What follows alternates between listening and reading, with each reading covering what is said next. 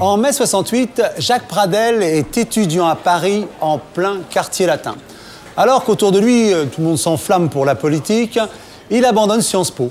Pas pour Katmandou, mais pour une radio aux Pays-Bas. Ainsi commence une carrière chaloupée qui va de Lorsque l'enfant paraît avec Françoise Dolto sur France Inter à la tranche 7-11 qu'il anime au quotidien sur Europe 1. Il publie Saint-Exupéry, l'ultime secret, enquête sur une disparition aux éditions du Rocher, coécrit avec Luc Vanrel et préfacé par Alain Decaux. Un ouvrage qui met un point final au mystère Saint-Exupéry. Peut-être est-ce dommage, tant l'auteur du Petit Prince était magnifié par cette disparition.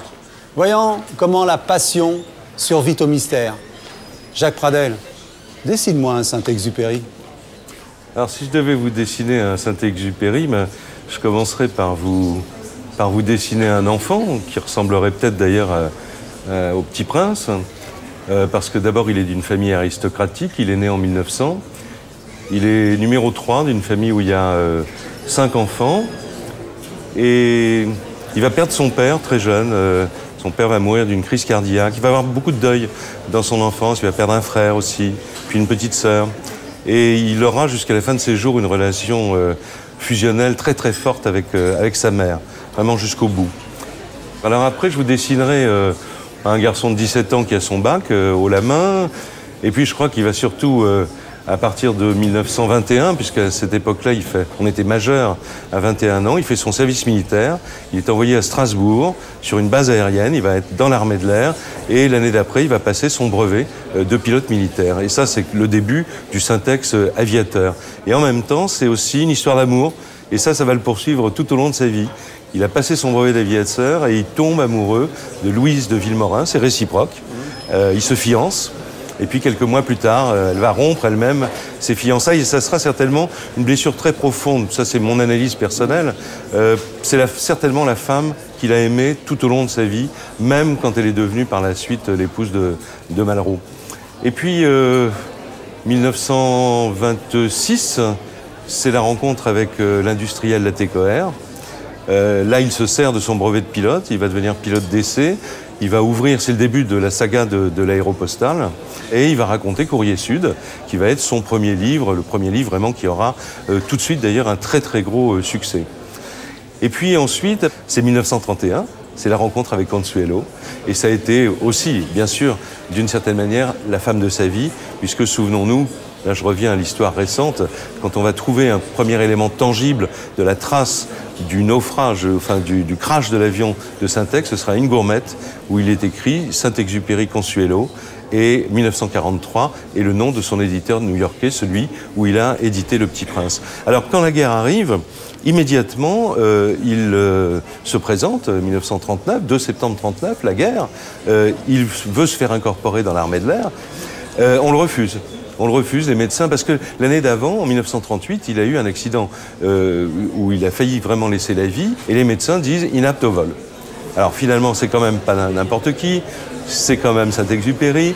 Il va être incorporé à ce moment-là dans l'escadrille avec laquelle il finira d'ailleurs ses jours, c'est la fameuse 233, et il va, entre le mois de septembre-octobre 1939 et juin 40, la défaite, accomplir 70 missions de guerre, dont la fameuse mission sur Arras, qu'il racontera plus tard dans son livre Pilote de guerre, mais Pilote de guerre va apparaître d'abord aux États-Unis sous le nom américain de Flight to Arras. Et ça renforce encore sa popularité, et on comprend mieux que Le Petit Prince ait été édité 2 ans plus tard.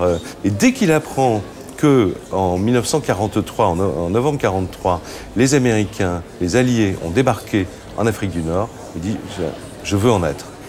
Et là, il va être incorporé à nouveau, donc, sous les couleurs américaines, c'est ce qu'il désirait, je passe quelques épisodes, hein, évidemment, et son escadrille a une chance formidable, pour des pilotes, hein, ils viennent de toucher l'avion le plus performant de l'armée américaine, le plus performant de la Deuxième Guerre mondiale, le fameux P-38 Lightning.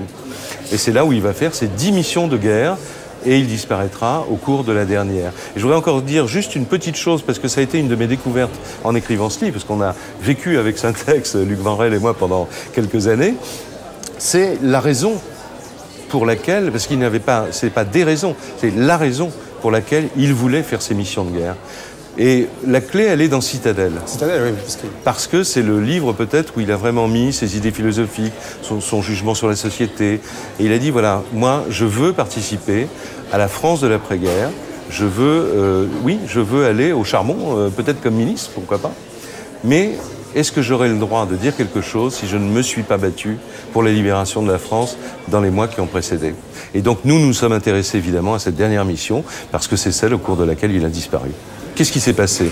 31 juillet 1944, il décolle tôt le matin pour une mission banale finalement. Il va remonter la vallée du Rhône, il va passer au-dessus de Lyon, sa ville natale, au-dessus de Grenoble, au-dessus du lac d'Annecy, et là il va photographier, cartographier la zone parce que simplement les Alliés préparent le débarquement en Provence qui aura lieu 15 jours plus tard. Et les Allemands suivent ce vol, et là son spot disparaît des écrans radars allemands au-dessus du lac d'Annecy. Alors qu'est-ce qui s'est passé?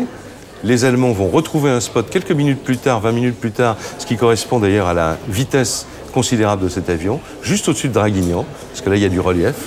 Donc il est en train de revenir, mais il ne revient pas par la route à laquelle il aurait dû se tenir, qui serait passée dans la baie des Anges, où on a cherché cet avion pendant des années. Et là, il passe au-dessus de Toulon, on met en alerte la chasse sur le terrain d'Aix-les-Milles, un aviateur décolle, celui que nous avons retrouvé dans notre enquête. Il vient derrière, il ne trouve personne à Toulon, il prend le chemin de retour vers Marseille, et en chemin, il est derrière un avion. C'est un avion d'observation, c'est un P-38. Il lui laisse la chance, d'ailleurs il le dit, et c'est très émouvant dans son témoignage. Il lui laisse la chance, il dit, bon, mon gars, si tu dégages pas, je vais te tirer dessus. Il tire, et il voit l'avion sombrer. Et donc là, ça c'est la première partie de l'histoire. Après, il se passe presque 60 ans, hein, où on cherche, voilà, on cherche l'avion. Alors, il y a eu beaucoup de malveillance. On a dit, non, il s'est suicidé, il suffit de lire Citadelle, j'étais fait pour être jardinier, etc. Après, on a dit, mais c'était un mauvais pilote. Ah ouais, c'était un mauvais pilote, avec ce qu'il avait fait. Bon, il s'était perdu, il était distrait. Bon, c'est vrai, tout ça est vrai.